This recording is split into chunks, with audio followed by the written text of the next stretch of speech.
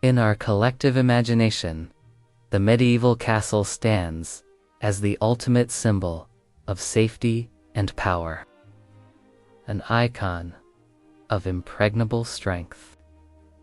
Its towering stone walls, its imposing iron gates, its vigilant garrisons, they were all engineered to defy any threat from the world beyond.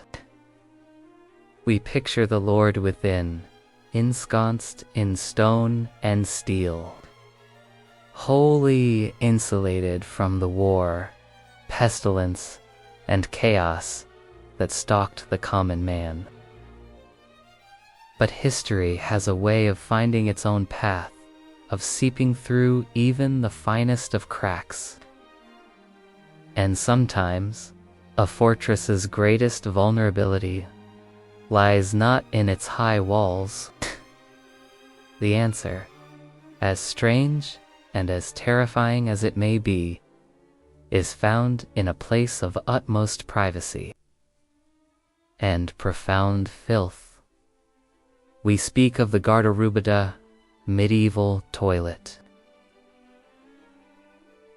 Today, we will not speak of grand battles or royal intrigue.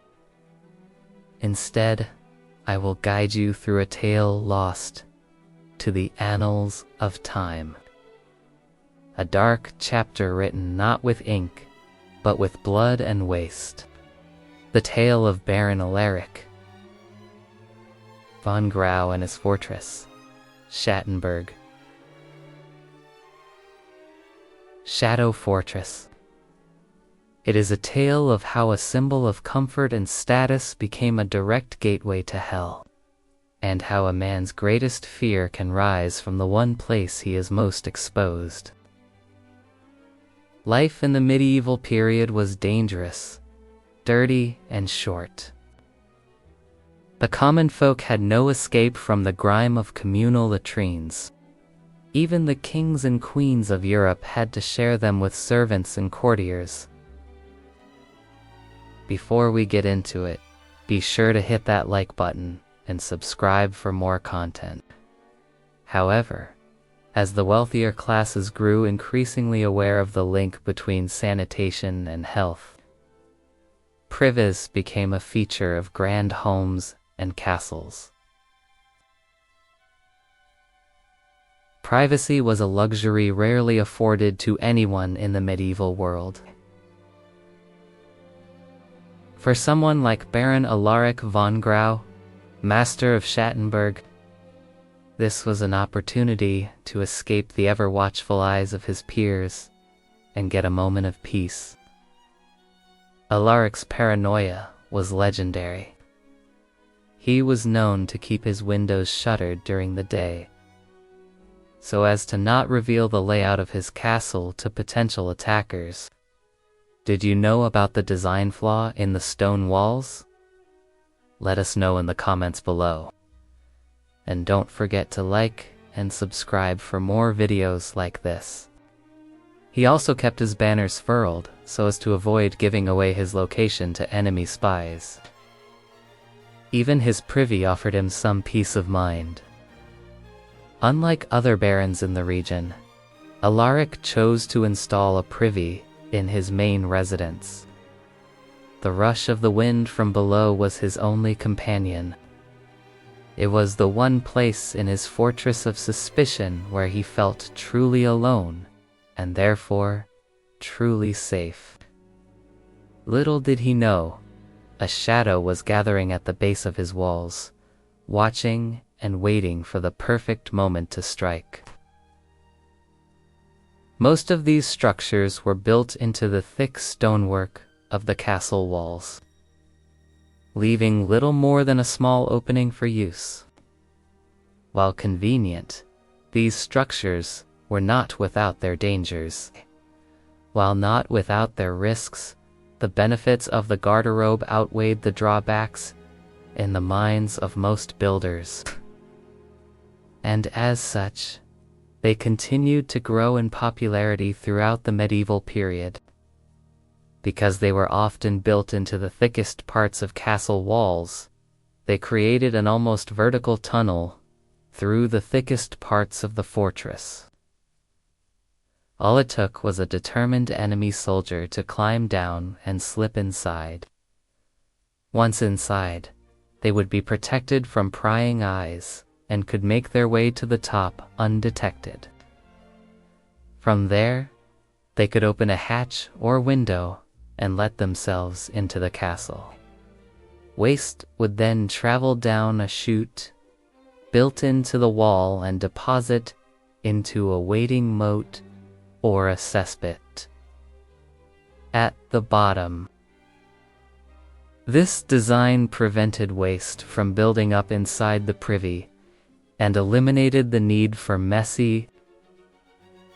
While it may seem like a crude design by today's standards, it was actually a major advancement in plumbing technology for the medieval period. They were also popular among wealthy homes and public bathhouses. However, because these conveniences were relatively new, construction was expensive and required specialized knowledge of tunneling and drainage. As such, many were not properly installed and either leaked or didn't drain properly. Others weren't built into solid enough walls and collapsed, sending waste raining down into the rooms below. Not only did they offer some privacy to the user, they also made a significant contribution to the health of the inhabitants. When we think of medieval castles, we picture high, thick walls, moats. The typical medieval castle was constructed of stone and was designed to withstand attacks from siege engines such as catapults and battering rams. As such, they were incredibly sturdy and secure. It may seem strange that one of the most ingenious castle designs, a hole that would allow waste to plummet to the ground floor 60 feet below. Welcome back to the channel. Today we'll be discussing one of the most underrated and cleverly concealed weapons in medieval history. Building a privy was a sign of wealth and sophistication in the medieval period. For a brief moment in time, the garderobe offered the user a rare opportunity to be alone. It's unclear who exactly engineered the design of the garderobe, but the popularity of these structures grew quickly once people realized the benefits. While the garderobe may seem like a simple innovation, it was actually a huge leap forward in plumbing technology for the medieval period. Thanks for watching. What are your thoughts on the medieval toilet? Do you like this story so far? Then please consider supporting us for more great fantasy and science fiction.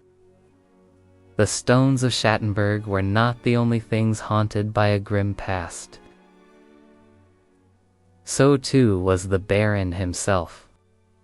For the fortress was built not just with granite, but with guilt, cemented by a betrayal that stained the honor of his house.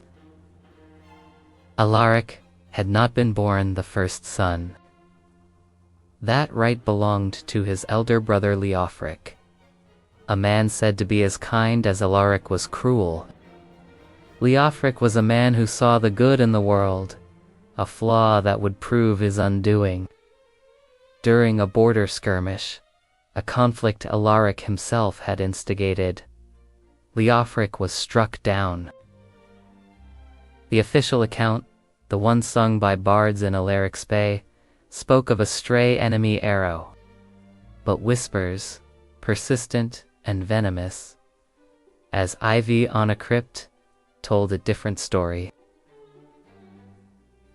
They spoke of a moment when the battle turned, of two brothers riding, and of a blade that bore the von Grau crest finding its home not in a foe, but in a kinsman's back. Alaric returned from that battle a hero and the sole heir. He took his brother's lands, his title, and his intended bride, but he could not escape the phantom of the man he had wronged. Leofric's ghost did not walk the halls of Schattenberg with rattling chains. It resided behind Alaric's own eyes. It was there in the long, silent nights, when sleep would not come.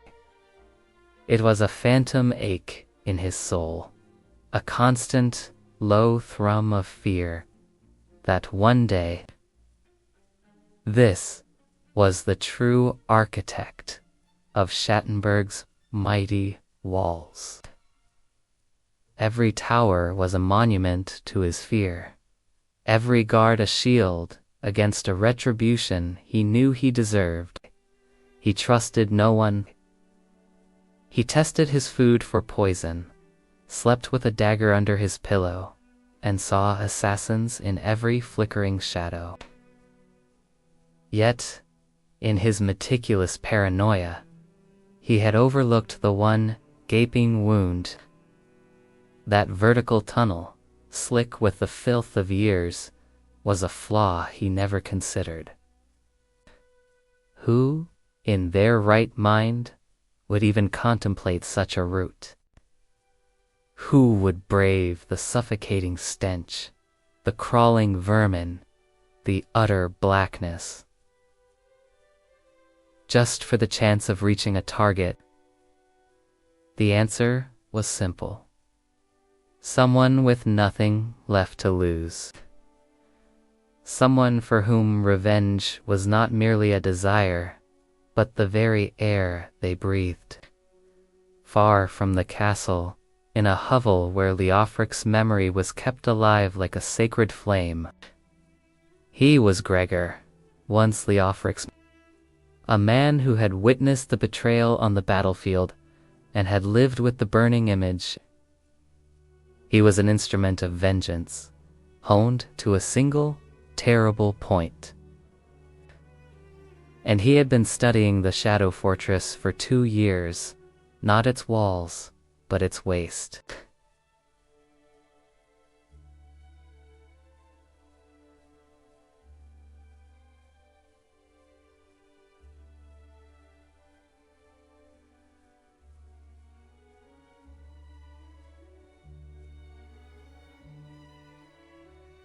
Then the one dark orifice that led directly to the man he sought to kill. He would not scale the walls. He would crawl up from the castle's own filth, a demon born of its own corruption. And now our tale begins. There are many ways to go to hell, but none are easy. No thundering chariot or fiery plume can match the torment of a soul that crawls there on its own. As the first fat raindrops hit him, he did not flinch. He was already wet with a different kind of sweat. The clammy heat of fear turned to ice. A trusting and kind man who had taken Gregor in, when he was just a boy and innocent caught in the crossfire of a gang war. Now Leofric was dead, killed by his own brother, Godfried, who had seized the castle and all its riches for himself, leaving Gregor to enact his revenge. More than once, his foot slipped on the greasy stone, and he would fall, only to be saved by the unforgiving narrowness of the shaft in front of him, concealed by a simple wooden seat, barely big enough for a rat to scuttle through. But Grego, ignoring the pain in his raw, bleeding limbs, crawled towards it, pulled himself through, and emerged into the night. His body wedged painfully until he could find his footing once more. He blinked, trying to pierce the darkness, trying to get his bearings. All he could see was the grim outline of the castle wall, a jagged silhouette against the bruised sky. But Gregor didn't need to see much less. He knew the castle's dark secret, the filth and the death it held in its bowels. And he was its judge. He moved away from the castle, the stink of the cesspit clinging to him like a shroud. His hands bled, his arms screamed in protest, but he did not dare rest. He was no longer a man. He was a creature of the sewer, a thing of darkness and vengeance. That memory was his air, his light, his strength. Gregor pushed on, driven by the memory of Leofric and the hope of a swift and terrible retribution. He hauled himself up and up, his entire body weight on his shoulders, scraping, inching higher and higher until his fingertips brushed against something solid. With the last surge of strength, he pulled himself up and over, collapsing on top of the stone ledge. With a deep breath, he submerged himself in the mess. But up and over he hauled himself, hauling his pike up after him. It was a vertical tomb, barely wider than his shoulders. Above him, the roof gaped open like the mouth of a tomb, revealing nothing but endless blackness. And below him, the cesspit yawned. A maelstrom of filth. Every inch of the climb was a battle, each handhold a victory, using his pike to brace himself. He pushed his back against one wall and his feet against the other, inching his way upward in the suffocating darkness. Time ceased to exist. There was only the burn in his muscles, the filth in his mouth, and the rhythmic, desperate beat of his own heart. For Gregor, the journey into hell began on a moonless night, under the cloak of a gathering storm. The wind tore across the empty courtyard of Castle Redmere, rattling the barred windows of the garderobe tower like the bones in a dry old man's knee. Rain lashed down, mixing with the grime and waste that stained the stones, turning the castle's back alley into a river of filth. At the bottom of this fetid stream sat a cesspit, a gaping hole in the cobbles that was the final destination of all manner of unmentionable things. A place so foul and shunned that even the castle's rats avoided it, seeking their sustenance elsewhere. It was here that Gregor stood, ready to begin his penance, armed with nothing but a long, sharpened pike. For a moment, everything was blackness and quiet.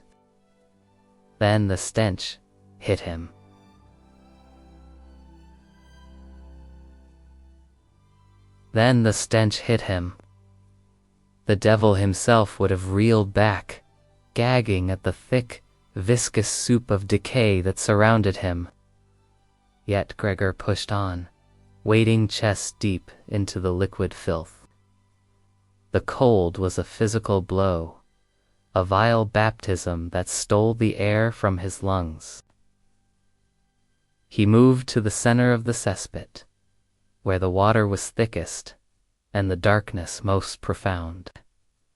Here, the stink was thick enough to taste, a cloying sweetness like rotting plums and overripe cheese, like warm blood mixed with the dust of dead men's bones. Gregor had to fight the instinct to vomit, to scream, to flee back to the clean air of the world above. Somewhere in the distance, a dog whinnied, and Gregor felt a sudden kinship with the beast. Both of them prisoners in a city of filth and death. He could hear the rain still falling, drumming a mournful tattoo on the cobbles above him. But here, in the belly of this fetid pit, Sound was swallowed, and time itself seemed to stop. He closed his eyes, summoning the face of his murdered Lord Leofric. The castle's master Gregor started to climb. The walls of the cesspit were slick and greasy, offering no purchase.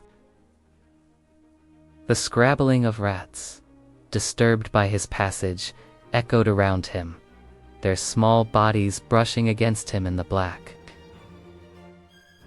At last, he heard it, the faint whisper of wind from above, the promise of an end to his ordeal.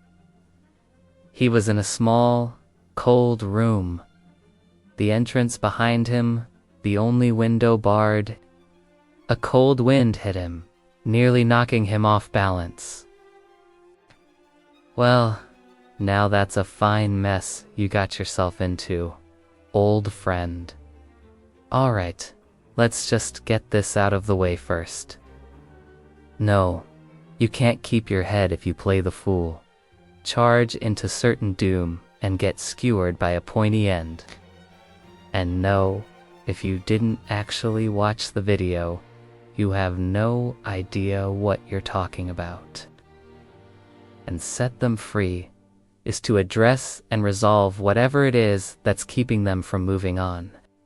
Easy peasy lemon squeezy, right? Well, yeah. Except that, in order to figure out what exactly that is, which is easier said than done, considering how well spooky they tend to be, and then you have to actually do whatever it is they want. And that, my friends, is where Baron Alaric's considerable skills and experience come in handy. Because while he may be bad at pretending to be dead, he's got a lifetime of experience pretending to be everything else. So the question is, what will it be this time? A. Baron. How about a low-born peasant? Ooh, or maybe, just maybe, a terrifying monster. Come on, Baron, hit us with your best shot. This ghost is about to become your greatest challenge yet. Now, I know what some of you were thinking. Oh, my favorite character died. And it wasn't even their time to die. Well, don't go throwing your toys out the prom just yet. See, this is where the fun begins. Because you might have noticed our dear departed friend Baron Alaric is not actually dead. Nope, he's just playing possum. Don't ask me why. But apparently this is a tactic favored by both Australian mammals and medieval European nobility. Anyway, if the Baroness' plan is to play dead until the coast is clear and then make a citizen-s arrest of Mr. Gregor, I would say his chances are looking pretty slim. See, if you're gonna lay down and pretend to be a corpse, you have to commit to the bit. Unfortunately, Alaric has never been good at pretending. And as Gregor pointed out in a rare moment of prescience, the Baron is about as convincing as a dwarf playing.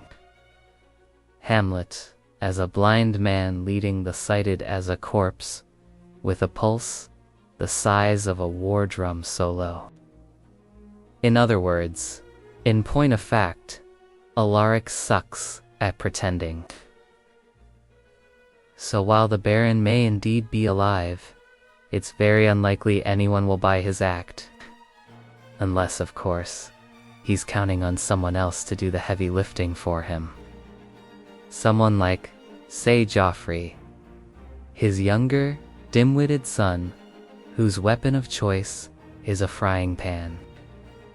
Yeah, that should totally throw off the scent of the most cunning hunter in the realm.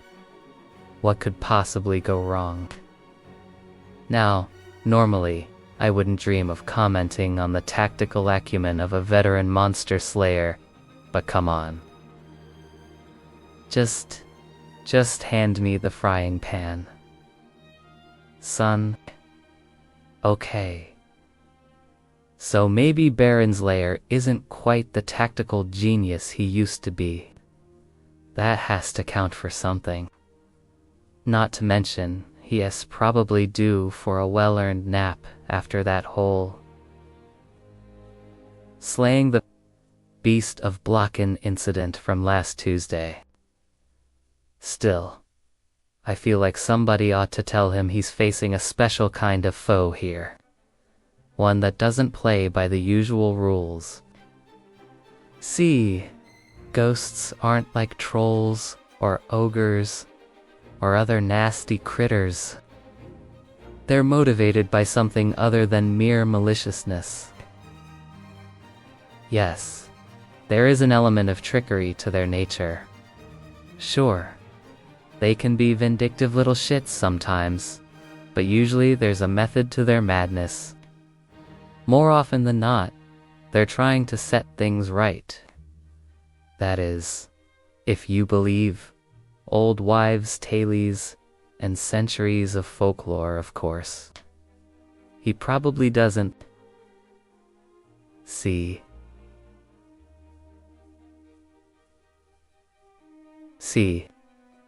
sometimes it's something as simple as a physical object they had a particular attachment to while alive, like this crow skull that haunts poor old man Hemlock in our own story.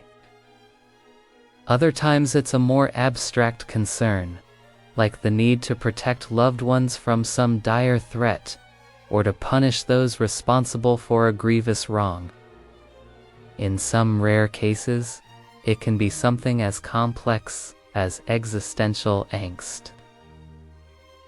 Like this ghost who just wants to know what the heck happened next after he died.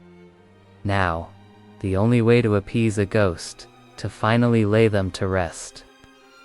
And now for our latest installment in the continuing saga of history's most heinous toilets. The dawn broke gray and weeping, the storm having passed. But a new storm was about to break within the walls of It was the Baron's attendant who found him, his calls going unanswered. The garderobe door still latched from within. When they finally broke down the door, a collective cry of horror echoed through the stone corridors. The sight that greeted them was a grotesque tableau, a painter's macabre vision brought to life.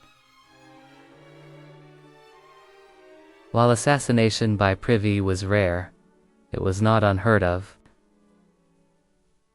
In 1016, King Edmund II of England was said to have met a similar fate. And, in 1184, at the Erfurt latrine disaster, the sheer weight of nobles gathered on a wooden floor above a castle-s latrine caused it to collapse, plunging dozens of Germany's most powerful men into the liquid excrement, below where they drowned. Their lord, the Iron Baron, was dead, slumped in a posture of final, undignified repose, built upon a craggy peak overlooking the Puster Valley. Schattenberg was both impregnable and luxurious, a testament to the Baron's wealth and status. Within its high walls, Alaric ruled his domain like a feudal god over his peasants, living in relative comfort compared to the grime and squalor of the common folk. And nowhere was this more evident than in the privy. Made of white marble and inlaid with silver, it was heated by a brazier and scented with the finest oils. A far cry from the simple wooden boxers or stone outhouses. It was here, in the height of luxury, surrounded by all the comforts of home, that Alaric conducted his business. Unaware that his most intimate moments would become his last. The cause of death was gruesomely, impossibly clear. A long pike or spear had been thrust up the Baron's backside.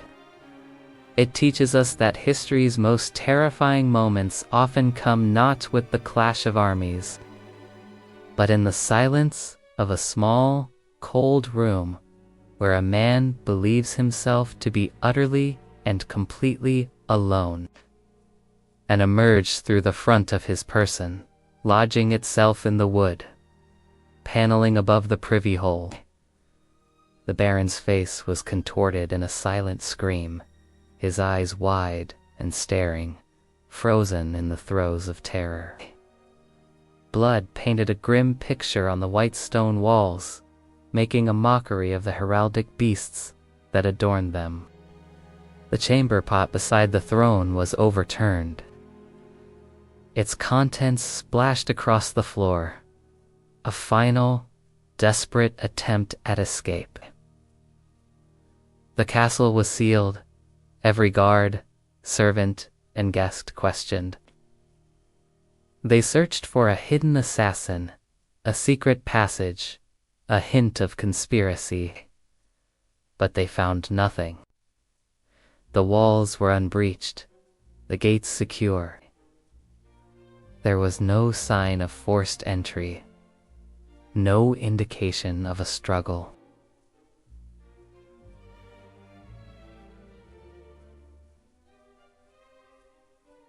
It was as if their lord had opened the door to his private chamber. They searched the body, finding nothing save the signet ring on his hip and the iron clasp of his hose, both bearing his family's crest. No valuables, no letters, no evidence of foul play except the pike protruding from his back like the barb of an arrow. The physician, pale and trembling, could only state the obvious. The Baron had been impaled from below, through the privy chute itself. The notion was so monstrous, so utterly insane, that few could even conceive of it. Men were sent down into the cesspit, a task so vile that several refused. They waded through the horror, but found only the filth of the castle and a single, discarded pike. Its owner, long gone, swallowed by the wilderness. The guards rode out to the south, searching for signs of the killer, but found none. Gregor was never found. He dissolved back into the world, his purpose served, becoming a ghost story whispered by frightened peasants. The legend of Baron Alaric became a cautionary tale told for centuries, a grim reminder that no wall is high enough to protect a man from his own past. His meticulously constructed fortress had become his tomb, its one great convenience. This story, born of a brother's betrayal, is a dark embellishment on a very real and present danger of the age. When designing his ideal medieval castle, Alaric had spared no expense or discomfort. The garderobe stands as a stark monument to a fundamental truth, that in our quest for security and comfort, we often create our own most profound vulnerabilities. And thank you for watching. And so, the tale of Baron Alaric and the fortress of Schattenberg comes to a close. It is more than just a gruesome anecdote. It is a chilling reminder that the strongest stone walls offer no protection. And if you wish to join us on future journeys into the shadowed corners of history, become part of our circle of storytellers by subscribing. Thank you for listening. let the bell toll to announce that a new tale is ready to be told. Alaric's betrayal planted a seed of rot in the heart of his own power, and in the end, it was from the foulest of places that it grew to claim its debt of blood.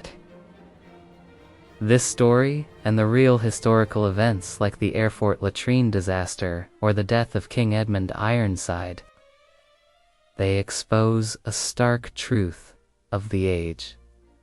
That danger came not only from the enemy's sword, but was also hidden within the very conveniences and designs that people created to better their lives. It reveals the fragility of power in the face of vengeance, and the cruel irony of fate. If this dark chronicle has stirred something within you, light a torch for it by hitting the like button. Remember, sometimes the most terrifying darkness is not the one that lurks outside, but the one that rises from the abyss right beneath our feet.